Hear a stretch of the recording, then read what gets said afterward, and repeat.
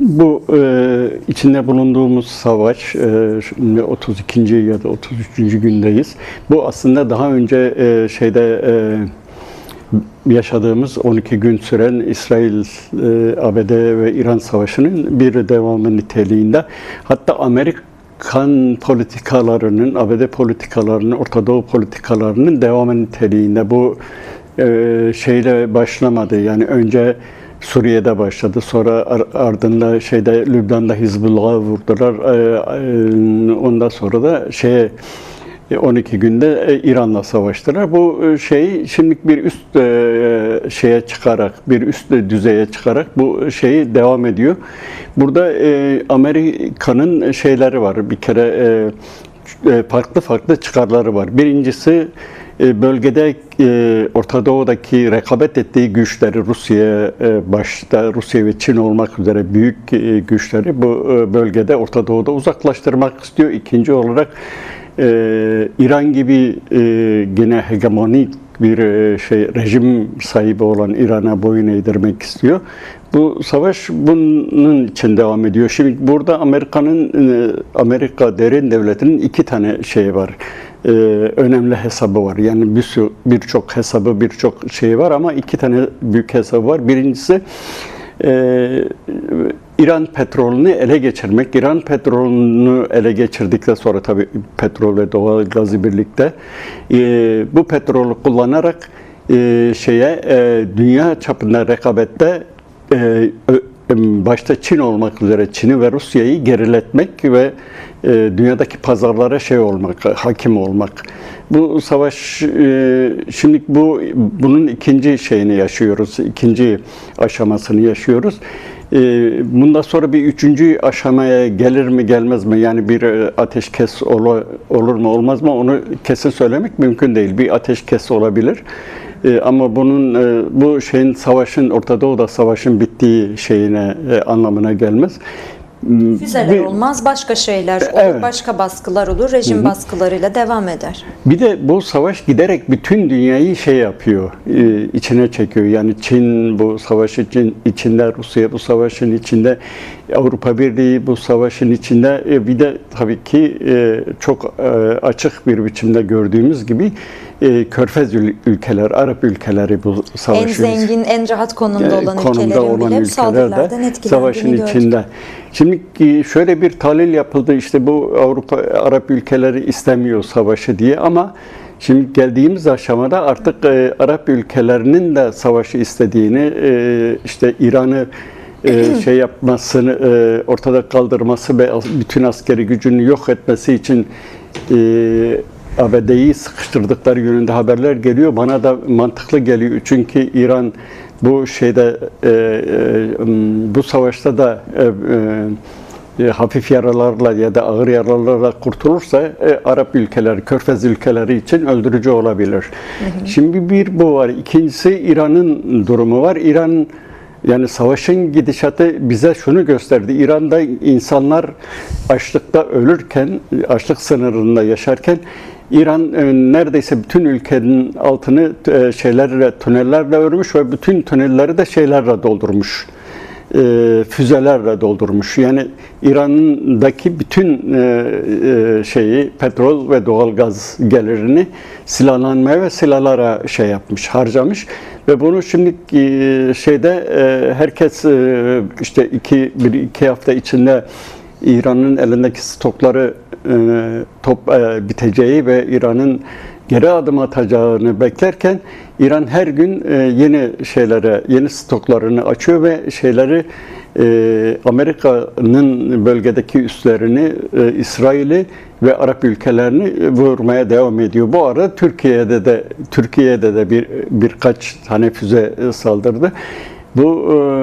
Şimdi Türkiye bir kere korumak istiyor, bölgede statükoyu korumak istiyor. Ama bir tarafta da Türkiye'deki üsleri kullanıyor. Yani ben bunun resmi bir açıklaması yok yani ne Türkiye resmi olarak. Bir tanesi neden Evet. olmasın? Bir de tetikte Kürtler olunca söz konusu.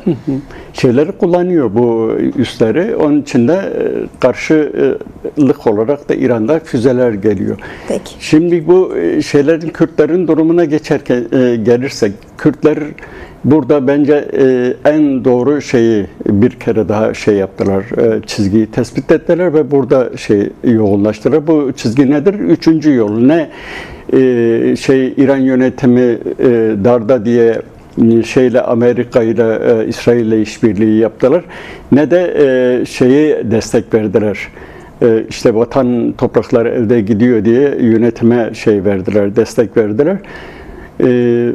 Bu üçüncü yol çizgisi Kürtlerin oradaki pozisyonunu güçlendirdi. Hem politik pozisyonunu güçlendirdi hem de askeri pozisyonunu güçlendirdi. Yani şimdi 6 Kürt Partisi, önce 5 Kürt Partisi, sonra bir partinin daha katılmasıyla 6 Kürt Partisi bir kurdu, bir birlik kurdu. Bu siyasi bir hem siyasi hem de askeri bir kazandırdı.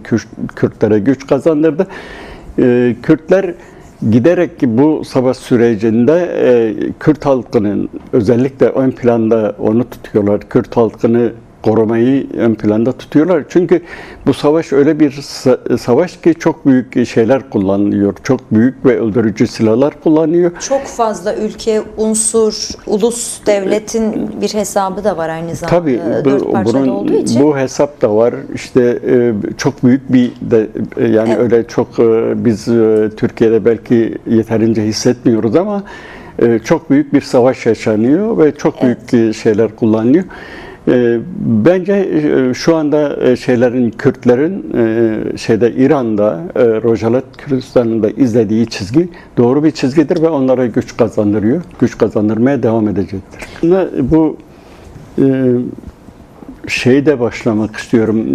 Bir dönemde Rus devrimcileri Rusya için diyorlardı. Rusya bir Çarlık Rusyası bir halklar hapishanesidir. Şimdi aynı tabiri için kullanabiliriz, İran için kullanabiliriz. İran sadece değil, Kürtler için değil, orada işte Araplar için, Azeriler için, Bölücüler için bir gibi, bir hapishane gibi. Şimdiye kadar da öyleydi. Bundan sonra da savaşırken bile, Amerika ile ve İsrail ile savaşırken bile bir tarafta da Rojalet'te saldırmayı, Rojalet'te idamlar yapmayı, Rojalet'te insanları öldürmeyi yapıyor, öldürmeye devam ediyor. Bunu şunun için yapıyor, çünkü halk düşmanı bir var İran'ın halk düşmanı bir rejim var. Molla rejimi sadece Kürtlere değil, kendi Acem halkına da düşman bir rejim. Zaten politikalarını biliyoruz ama şimdi özellikle bu dönemde saldırmaları, Rojalet'e saldırmaların nedeni korkularında kaynaklanıyor. Çünkü bu savaşla birlikte Kürtler yapmadı. Kürtler eli kolu bağlı oturmadılar. Kendi birliklerini sağladılar. Aralarında biri işte biraz önceki bölümde söylediğim gibi bir birlik sağladılar. İkincisi uluslararası alanda hem Birleşmiş Milletler düzeyinde hem de Avrupa'da düzeyinde, hükümetler düzeyinde diplomatik çalışmalarını sürdürdüler. Bu durumu uluslararası kamuoyunun gündemine taşıdı. Rojalet Kürdistan'daki durumu uluslararası kamuoyunda taşıdı ve onlar devam ediyorlar. Uluslararası kamuoyu İran'da ne oluyor bitiyor, İran Kürdistan'da ne oluyor bitiyor, onu yapmaya devam ediyor, izlemeye devam ediyor. Onun dışında İran bunda aşağı yukarı bir 10 gün önce bölgede bulunan bir gazeteci arkadaşla yapmıştım, görüşmüştüm. Irak ve İran sınırındaki köylerin boşaltılmaya çalışıldığını, bazı köylerin boşaltılmaya çalışıldığını, orada tampon bölgeler yaratılmaya çalışıldığı ve İran askerlerinin oralara yerleştirilmeye çalışıldığını şey yapmıştı arkadaş. Öyle bir bilgi kesin olmamakla birlikte vermişti. Şimdi bu şeyi yapıyor.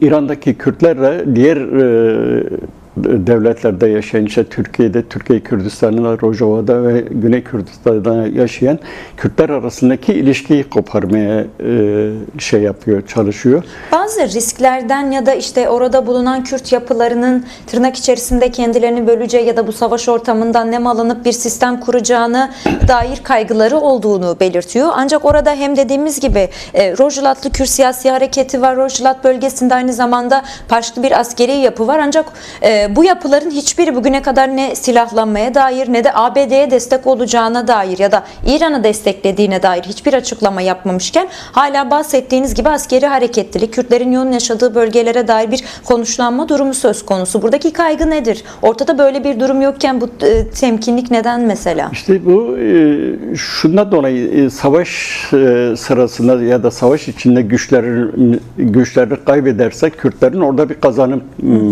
elde etmesine korkuyorlar. İran Rojava'da çok fazla bilgi almak şu anda şey değil, çok mümkün değil.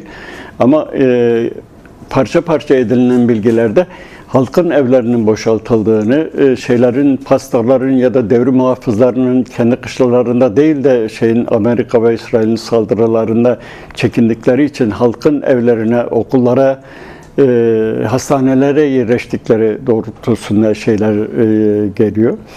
Bunun yani Kürtler evet İsrail'i desteklemedi, Amerika'yı desteklemedi, İran'la da bir şey yapmadı ama bu Molla rejiminin korkmasını engellemedi. Molla rejimi kendisi güç kaybediyor. Yani şimdi Türkiye'de bunu çok fazla hissetmiyoruz. Çok fazla şey yapmıyor. İşte merkez medya, imkanları olan oradaki savaşı izleyen medya bunu çok fazla yansıtmamaya çalışıyor. Sanki savaşı Türkiye yürütüyormuş gibi yansıtıyor. Ama İran büyük ölçüde kaybediyor, güç kaybediyor. Hem askeri hem silahlanma bakımında.